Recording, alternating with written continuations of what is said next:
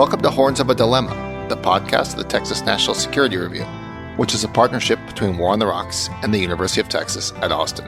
My name is Aaron Stein, Chief Content Officer at War on the Rocks, and what follows is a conversation with Charlie Kupchan, a professor of international affairs at Georgetown University, about isolationism, its history in American foreign policy, its resurgence more generally, and what we should all learn about it. It's truly a fascinating talk, so without further ado, on to the conversation.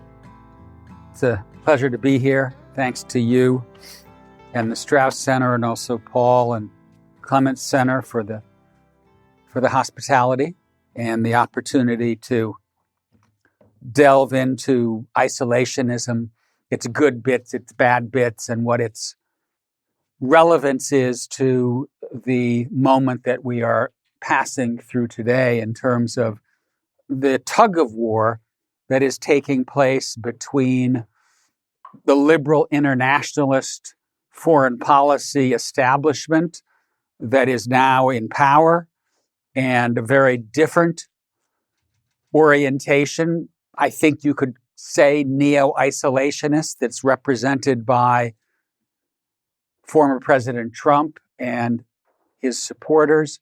And we don't know which of these two different versions of America's role in the world is going to prevail.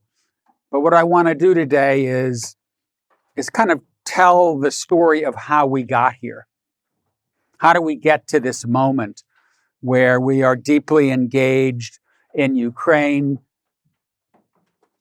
deeply engaged in the war in Gaza, although in both cases not with boots on the ground, and at the same time facing a paralysis in Congress, a strategy in Ukraine that appears to be running aground because Biden cannot get the House of Representatives to approve the $60 billion that he wants to give to Ukraine at a time when they are doing their best to hold the line.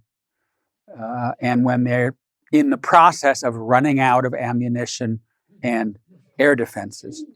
So the big argument that I want to make, I'm going to sketch it out very quickly just so you know where I'm going to head, is that there have been two dominating periods in American grand strategy. One that ran from 1789 to Pearl Harbor, and a second that ran from Pearl Harbor until the inauguration of Trump. And that first period, I'm going to call the period of isolationism. And it rested on the supposition that the United States was an exceptional nation, that to follow its exceptional course, it needed to detach itself from a dangerous, corrupt, autocratic world. And that it could change the world and should change the world, but largely through example. From 41 through President Barack Obama's tenure, there was a switch to a different narrative, a different version of American exceptionalism that said that the United States has to go out and change the world through action, through intervention, through the application of force. We had to take manifest destiny on the road, given that we had completed the mission at home, and that we would not be able to carry out this exceptional mission of changing the world only by example. We would need to roll up our sleeves and get more involved. And that period, I would call the era of liberal internationalism, largely stayed intact from FDR through Obama, although it began to stumble in the 1990s, and I'll come back to that. And then we arrive at 2017, Inauguration Day, and Trump says in his inaugural address, from this day forward, it's America first, which was a direct throwback to 1941 when the America First Committee opened its doors to prevent Roosevelt from taking the United States into World War II. So it was in some ways an effort to take us back to that earlier version of American grand strategy. And in fact, the dominant version of American grand strategy, in as much as the more isolationist orientation ran for most of American history. And in that respect, the liberal internationalism that we all grew up with is the exception. It's not the rule. And from that day, and right, I think, until today, I think what we see is these two different traditions in American grand strategy fighting for primacy. And at this point, it's impossible to tell which of them will win. Let me now talk a little bit about the genesis of the book, and then run through this characterization of the trajectory of grand strategy. And I'm going to focus mostly on the 1789 to 1941 period, because I think it's the period that most of you are probably least familiar with, right? We all grow up in the fish tank of American preponderance. What came before Pearl Harbor is generally, I think, poorly understood by most Americans. So the idea for this book really grew out of two observations. One was, and both of these kind of grew out of my time in the U.S. government in the first Clinton administration.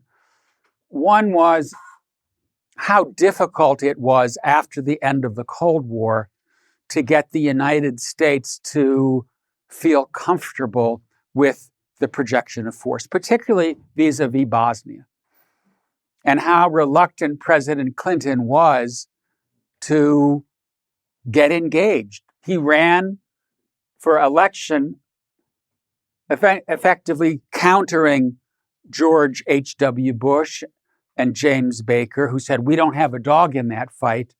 And he said, we do have a dog in that fight. And this is a humanitarian mission, and it touches on European security.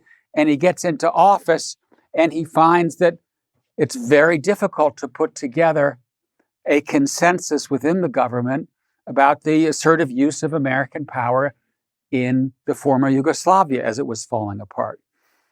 And that struck me as interesting and odd and different from the America that we had been living with. And the other thing that sort of made me wonder where the domestic politics of American internationalism were going was the real rift that opened up between Democrats and Republicans in 1994. Right? That's a seminal election because it really brought to an end the bipartisan coalition that Roosevelt put together in 1941. And that coalition, which represented centrist and internationalist Republicans and centrist and internationalist Democrats, was largely intact from 41 through 94. And then it starts coming unglued in 1994, in many respects taking us back to a political landscape that looks more pre-Pearl Harbor than post-Pearl Harbor. And it was really in 1898 that Democrats and Republicans parted ways, with the Republicans being the party of the assertive use of power, the Democrats becoming the party of multilateralism, anti-imperialism, against the Spanish-American War, against the occupation of the Philippines, their leader, William Jennings Bryan. And that really led to two very different visions of America's role in the world, which didn't get repaired until Pearl Harbor. It lasts until 94, and then we see that bipartisan center collapse. So those two events led me to say something funny going on here. This country, the internationalism that I grew up with, and I grew up during the Cold War. I started to teach in university before the Berlin Wall came down. So I lived in a very different America. I cut my teeth on a default internationalism. There's a problem out there. We're going to send out the fire trucks, and we're going to have 400, 500, 600 army bases and naval bases and various bases around the world to make sure that we can do whatever the hell we need to do. And suddenly all that starts to feel uncertain and flimsy. And it was that kind of realization that led me to say, I want to start learning more about American grand strategy before the era that I grew up in, because I think there are important things, important continuities, more continuities to American grand strategy than we commonly accept. And so I started to read the 19th century history, the history of the 30s, the history of the big debates between Roosevelt and the America First Committee about Lend-Lease, about cash and carry, about the big policies that Roosevelt introduced in 39, 40, 41 to try to help the Allies. And I have to say that it was a story that was unrecognizable to me.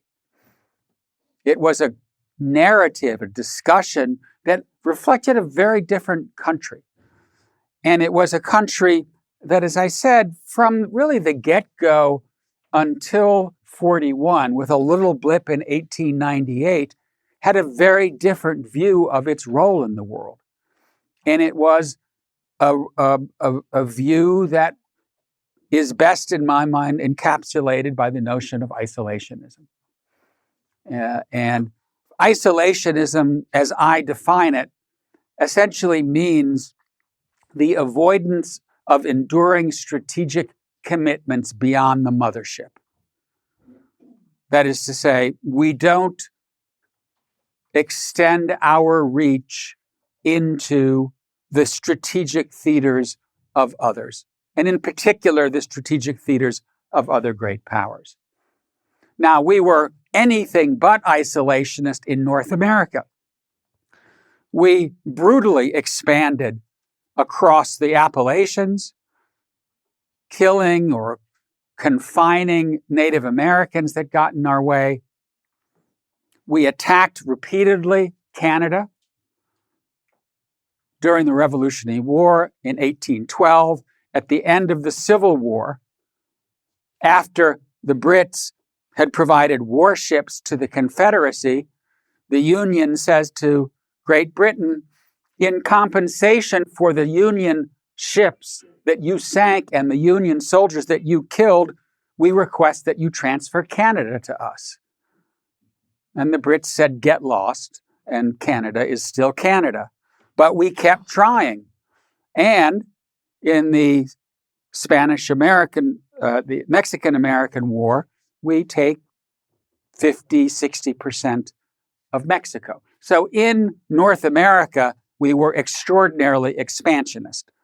But we went no further until 1898. We were also not isolationist in a commercial and in a cultural sense. We had traders all over the place. We had various kinds of naval flotillas that defended our traders. Over the course of the 19th century, I think we intervened militarily over 100 times in Africa, in the Pacific, in the Barbary Coast. But we would defend our traders and we would defend our citizens and we would go home. And we had no battleships. We had no blue water navy because the American public and Congress said we have no need for them because we don't want to play the game of great power politics. We're going to stay home and tend to our own garden. Let me give you quickly 3 stories just to put some color into the nature of the strategic debate that endured from the late 1700s up to the late 1800s. First is the story of the 1778 alliance between France and the United States.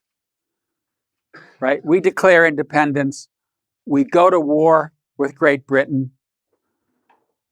To put it euphemistically, we're getting our butts kicked by the Brits. We're losing the Revolutionary War. The founders had drafted what was called the Model Treaty of 1776, which said we don't want alliances, we don't do alliances, we're charting our own course.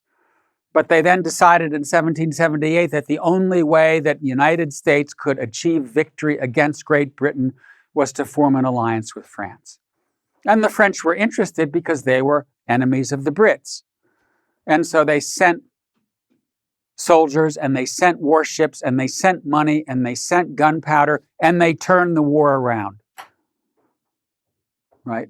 Were it not for the Franco-American alliance of 1778, all of us in this room would probably be speaking with a British accent. So we owe our independence to France. What then happens? A few years later, France and Britain go to war again in 1793. The French have George Washington on their speed dial. They call him up and they say, George, help! 1778 alliance, we pulled your chestnuts out of the fire. How many ships? How many soldiers? How much money? How much gunpowder can you send and when will it arrive? And what does he do? He goes out on his balcony and he issues the Proclamation of Neutrality, in which he says, good night and good luck, you're on your own. Right? One of the greatest acts of perfidy in American history, which most Americans actually don't know much about. Why? Because we don't learn it in high school. But it really was quite a shocking turn of events. And the Southerners, led by Jefferson and Madison, they went nuts. Right? They wanted to take him down for having violated the Constitution. Because the Constitution says treaties need to be ratified by 2/3 of the Senate. This treaty was ratified by 2/3 of the Senate. The President of the United States has no right to renege on a treaty without the Senate's permission. They didn't succeed. Although the treaty formally was not canceled until 1781, but we reneged on it. Anyone know the next time the United States concluded a treaty, a formal alliance? Jeremy, you would know. 1949, NATO. Actually, I think it was a little bit before then. There was a Latin American treaty of reciprocal defense, maybe 48. But basically, it was not until after World War II. Right? That's a long run, right? 1793, we renege, and we don't form another alliance until after World War II. Not even in World War I, right? Where Wilson refused to call the United States an ally. He called us an associated power. Story number 2. Finally, in 1812, 13, 14, 15, we succeed in realizing the vision of the founders to create a North American expanse free of great power control. And that's effectively because the French left earlier, the Spanish left earlier. The only people that were really standing in the way of the United States were the Brits, who, despite the fact that they had recognized the United States, they kept arming Native Americans, they kept forts in the North. They didn't want to let the Americans really expand beyond the Appalachians. We go to war in 1812. We don't really win. It's a draw, but we do end up with a situation in which the British are no longer standing in the way of America's westward expansion.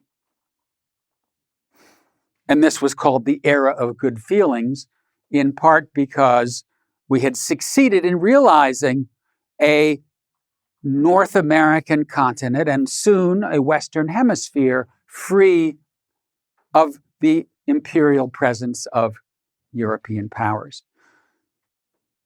We then embody that goal in 1823 in the Monroe Doctrine, in which we say, in many respects, or in a response to the British request to concretize, embody, codify the end of of Spanish rule in certain parts of Latin America, effectively the growing independence of Latin American states, no return of European empires to Latin America.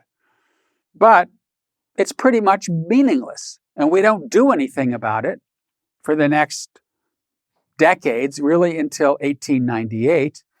And the big test came only a few years later in 1826, when Simón Bolívar held a conference, the Panama Congress it was called, to which he invited 2 American delegates. This was to talk about hemispheric relations. It turned into an incredibly heated fight within Congress, with many members of Congress saying, no, we're not even going to participate in a Congress that could involve the United States in areas outside of our boundaries. Eventually, a delegation was sent, but it took so long to get congressional approval that one delegate died before the meeting, and the other delegate arrived after the meeting was over. This was just to participate in a conference. Final quick example that I'll give you, 1898 is a turning point. Right? We pick a fight with Spain, we kick them out of Cuba, we take over Cuba, and while we're at it, may as well take Puerto Rico. And as long as we're taking Puerto Rico, why don't we also take Hawaii and the Philippines and Guam and the Wake Islands and Samoa? What happens? An insurgency breaks out in the Philippines. Thousands of American soldiers die. Hundreds of thousands of Filipinos die. Some soldiers, some civilians. And it turns into a huge political battle in the United States. As I mentioned, the anti-imperialist movement emerges, mainly within the Democratic Party. But this kind of effort to turn the United States into a Republican empire fails. And Wilson tries a different brand of internationalism, an idealist brand of internationalism, rather than the realist brand, the imperial brand that McKinley had put on offer. And he tries to codify that idealist brand of internationalism and was no more successful than McKinley. And so 1898 to 1919 is an experiment in internationalism. And it failed. Wilson went to the Senate 3 times. 3 times he asked the Senate to ratify American participation in the League of Nations, and 3 times the Senate said no. And that then begins the era of a return to isolationism, even though we kept lots of footholds in Latin America during the interwar period. But in many respects, the election of 1920 was a referendum. And Wilson wanted it to be a referendum. He said, this will be an election in some ways similar to the election that we're about to have between internationalism and isolationism. And the Republican candidate said, I stand for the policies of George Washington. I am against Wilsonian internationalism. George Washington said, political connections with everyone, commercial connections with everyone, political connections with no one. Who won that election? The Republican candidate in one of the most lopsided elections in American history. So there was a referendum on internationalism, and the American public voted it down. 2 comments before I sort of jump to the post-41 era. 1,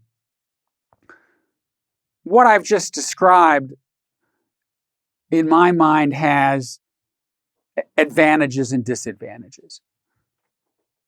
As Adam said at the beginning, isolationism in our contemporary political parlance has become a bit of a dirty word. In my mind, it should not be. And that's because I think that an isolationist grand strategy served the country extremely well in the 19th century. It allowed us to grow in largely unmolested fashion. We invested in ports and canals and roads and industry, and we turned the country into a great power. I would not say the same thing about isolationism during the 30s, which was a dark, delusionary brand of isolationism in which we saw trouble abroad and kidded ourselves that somehow we could stay out of it. And that's because by the 1930s, the world had become sufficiently integrated and globalized that we wouldn't be able to stay out of it. And it's important to keep in mind that Roosevelt, even though we remember him as an internationalist, as the person who won World War II, really wasn't until Pearl Harbor. He was pushing back against the America First Committee, but he was very much in line with the American public. And as late as the fall of 1941, 80% of the American public said, keep us out of World War II. We do not have a dog in this fight. Had it not been for the Japanese attack on Pearl Harbor, we probably would have never entered the war. The will simply wasn't there. But that, I think, is a kind of darker era of isolationism. Let me very quickly offer a few thoughts on why isolationism lasted as long as it did, and why I don't think it's gone. That is to say, why this earlier period in American history, to some extent, speaks to the political moment that we're in today. I think that it had the political draw, the political power that it did, because there was something for everybody. That is to say, there were different strains of isolationist thinking that appealed to different parts of the American electorate. Some that were sectional in nature, some that were ideological in nature, but as a whole, the isolationist narrative was able to appeal to a very significant part of the American electorate. And there were effectively 6 different strains, and I'll mention them very quickly. 1, geography. We're blessed with big oceans on our east and west, and smaller and relatively benign neighbors to our north and south. Let's bank on our natural security. 2, the Redeemer Nation mantra, that the United States was going to change the world. We were going to leave behind the world of realpolitik, power balancing, and imperialism, and replace it with a world of enlightenment, law, reason. And as a consequence, we would not play by the rules of the old world. We were going to chart a very different kind of course. 3, liberty and prosperity at home requires detachment from abroad. And this was actually a very, very powerful strain of internationalism. And that's because for many, many decades, certainly from the founding era into the first half of the 1800s, Americans were much more fearful of tyranny at home than they were foreign attack. Much more concerned that if a federal government had the money and the power to raise a large standing army and a standing navy, it would be turned against them.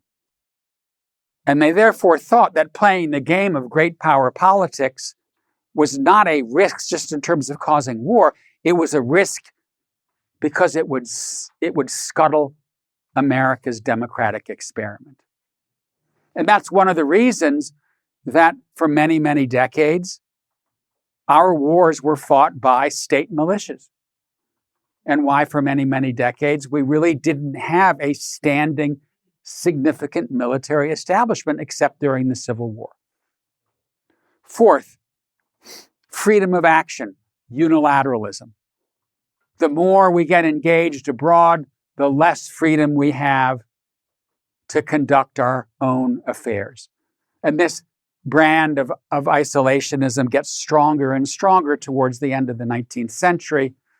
And in fact, the defeat of the League of Nations was more about unilateralism and concern about the power of international institutions than it was about isolationism per se. Two final strains of isolationism. Race. One of the main blockages on American expansion beyond North America in the pre-Civil War era was North and South could not agree on whether territories taken into the Union would be slave or free. And after the Civil War, there was no appetite for bringing more non-whites into the body politic. And as a consequence, debate after debate after debate about Cuba, about Haiti, about Santo Domingo, about the Virgin Islands, about Hawaii, about territories in Central America, they were all defeated because there was no consensus about what to do with not just non-whites, but with Catholics. Right? Because the United States in this earlier conception was a Protestant country. And in fact, if you look at the Immigration Act of 1924, it was targeted in part against Catholics. And so racism and the discomfort of the dilution of a population that was mostly white and mostly Protestant was another break on expansion beyond North America. And in fact, even in North America, we tended to wait to integrate territories into the Union until they were predominantly white and less Catholic. The Louisiana Purchase, Texas, pieces of Mexico. Finally, religion and pacifism.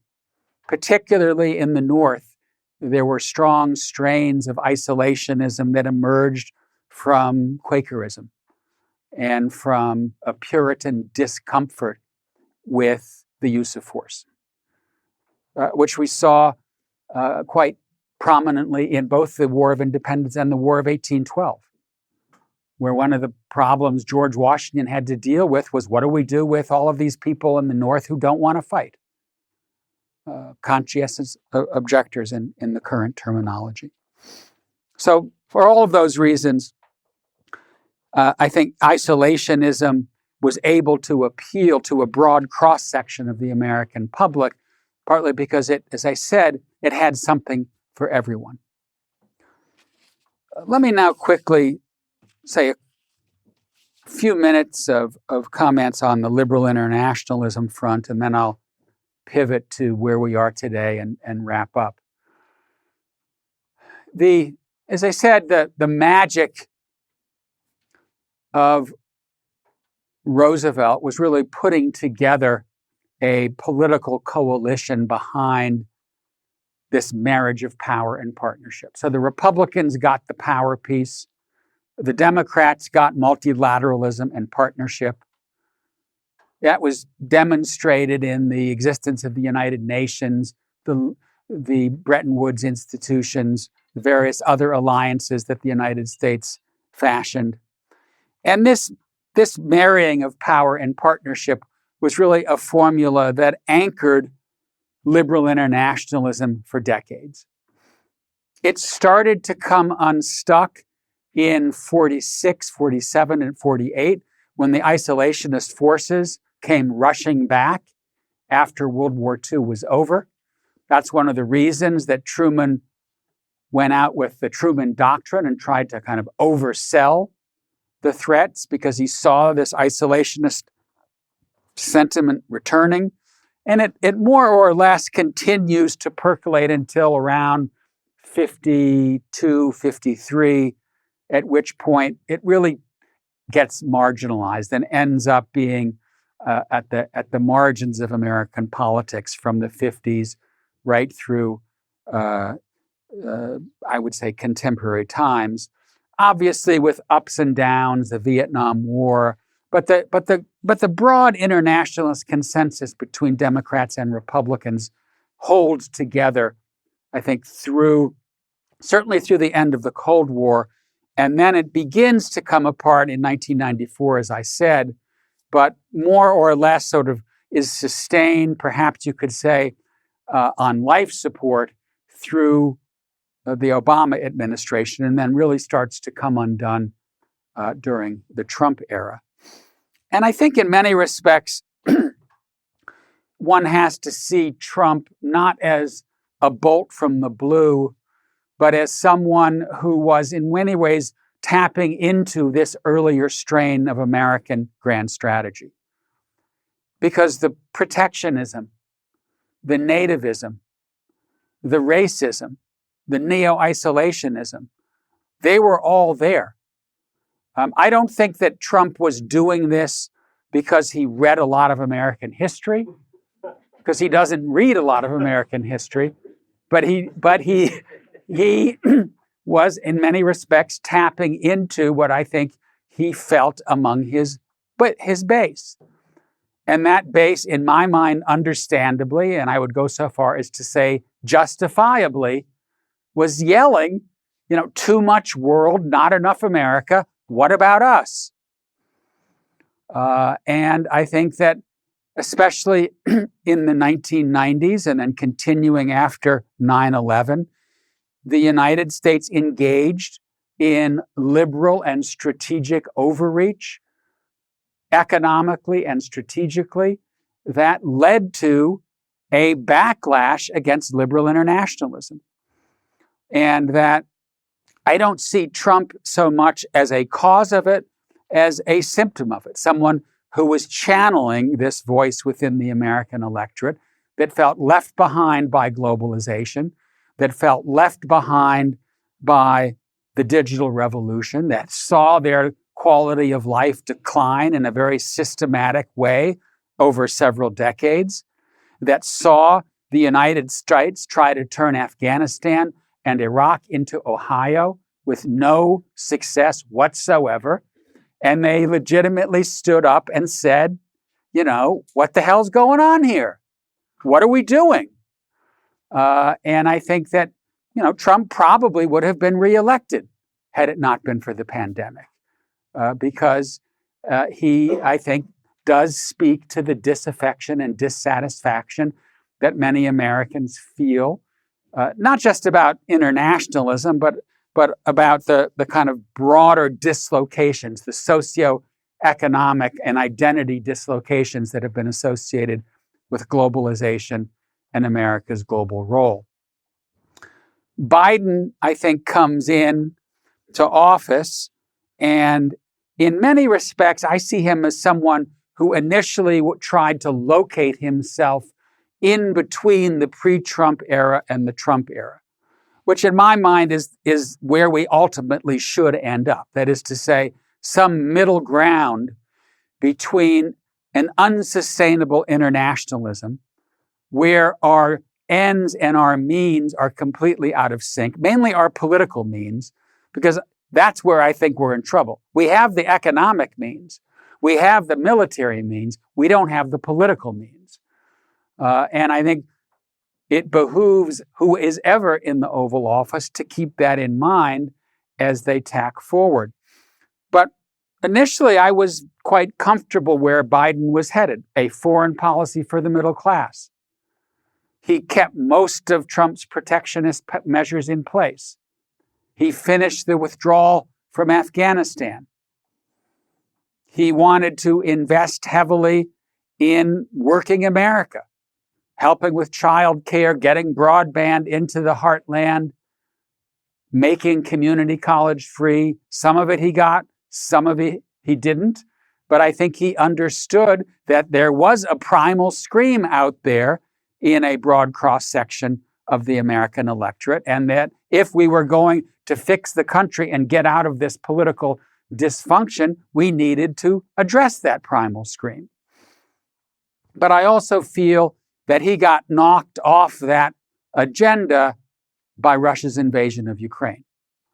And that kind of sent him back into the kind of pre-Trump mode. I think there was a misassessment that we were kind of going back into the world of great power rivalry, and Democrats and Republicans would come back together again and sing Kumbaya, and we'd, defeat the Russians and defeat the Chinese and don't even think about it. And I think in general, Biden's strategy toward Ukraine was pretty good. And I would go so far as to say that Russia, in my mind, has been defeated already, because I think it's lost Ukraine permanently. They will never be able to take over a country of 44 million seething Ukrainians, even if they advance further. And because rather than undermining the post-Cold War settlement, NATO has been strengthened and enlarged. But where I think that he miscalculated is on the domestic politics. And I'm actually surprised that the bipartisan consensus lasted as long as it did. I'm surprised that Europe hasn't gone more wobbly, given inflation, given weaning off of Russian gas, given the number of refugees. But now we are seeing that bipartisanship collapse. We are seeing gaps open up in Europe.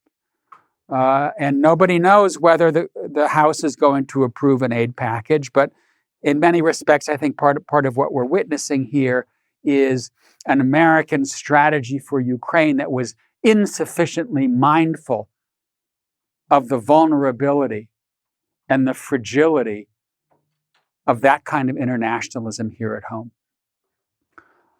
So that leads me to conclude that moving forward, I do think we need to find some middle ground between the isolationism that came before 41, the unstinting internationalism that became after 41. We need to find that middle ground. We need to be more selective. We need to be more pragmatic and more realist in our assessments of what kinds of foreign commitments we should take on, and importantly, what kinds of foreign commitments the American public is prepared to support. And the other big change here is that I think that writ large, the United States is not comfortable operating in a world that it doesn't seem going its way, right? And in the first period, we dealt with that by detaching ourselves from that world, running away from it.